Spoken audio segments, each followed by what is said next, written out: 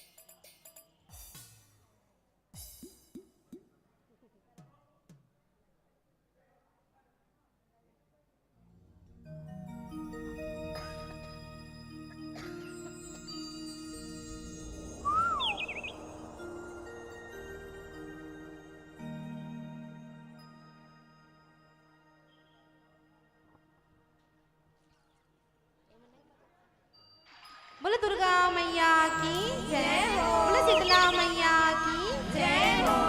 ठीक, हेलो। बिल्कुल इस मंगलाचरण के बाद बिल्कुल अपनी साज बाज के साथ प्रवेश द्वार पर तैयार रहेंगे। हरि कीर्तन महिला मानस परिवार गुरामी बालोद की बहनों निवेदन है, आप अपने पूर्ण तैयारी के संग प्रवेश द्वार पर तैयार रहेंगे। इसके बाद आपको तुरंत मंचन होना है। ध्यान देंगे मेरी आवाज अगर आप तक पहुंच रही हो तो अपनी साज बाज के साथ प्रवेश द्वार पर।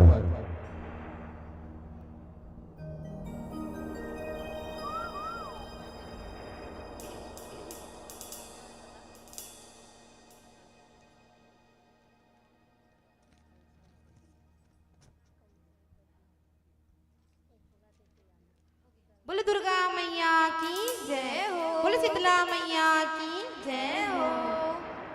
कलसाओं पर दियाना, दियानाओं पर बाती। बोले दुर्गा मैया की जय हो, बोले शीतला मैया की जय हो। कलसाओं पर दियाना, दियानाओं पर बाती।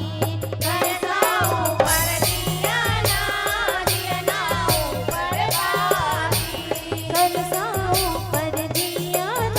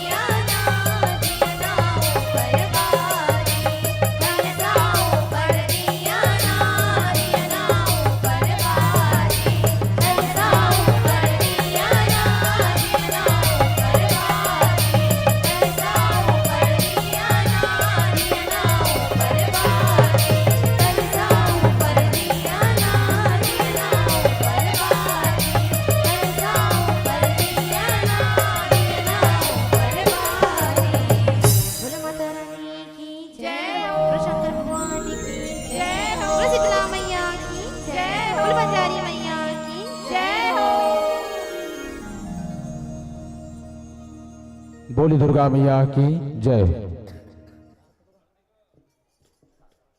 ठीक, हलो हलो हलो, ठीक, हलो। चलिए, आज के रामायण एवं लोक कला महोत्सव मंगलाचरण के माध्यम से शुभारंभ हुआ। मैं बिल्कुल निवेदन कर दूं, प्रवेश द्वार पर अपनी साजबाज के साथ तैयार रहेंगे हरे कीर्तन महिला मानस परिवार गुरामी बालो के साथ इस निवेदन है अपनी तैयारी के संग प्रवेश द्वार पर तैयार रहेंगे। मंचस्थ मंडली की विदाई के लिए हमारे स्थानीय मंडली है, इनका हम आयोजन समिति परिवार की ओर से विदाई सम्मान करना चाहेंगे। आयोजन समिति ध्यान देंगे, हमारे बीच उपस्थित है सुखनंदन ठाकुर जी, सेवानिवृत्त सैनिक। आपसे निवेदन है आप आएंगे और मंचस्थ मंडली का विदाई सम्मान करेंगे। आपके गीत और संगीत से खुश होकर के हमारे जनमानस से कुछ सप्रेम भेंट राशि पहुंची है। रुक्मणी पीसे गांव की ओर से 20 रुपए।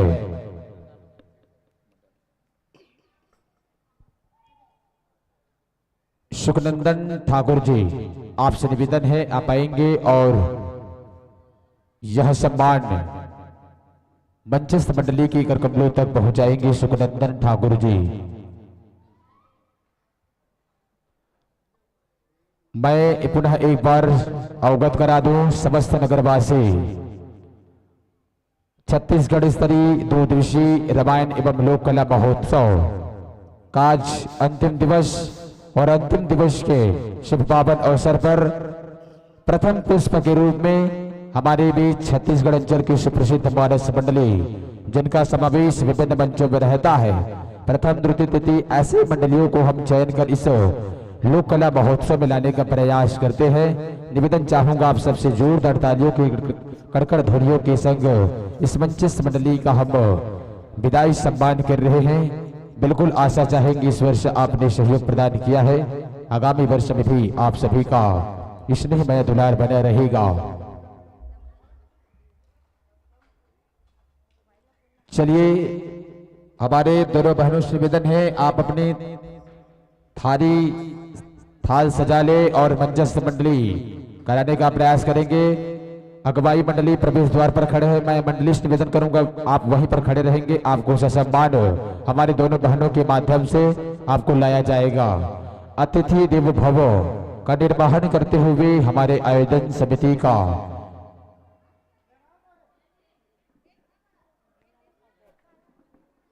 बड़ी ही खुशी का विषय 2 दिवसीय रामायण एवं लोक कला महोत्सव आज अंतिम दिवस, कल प्रथम दिवस रही, जिसमें आप सभी के सहयोग से यह आयोजन सफल रहा और आज अंतिम दिवस द्वितीय दिवस के रूप में इस लोक कला महोत्सव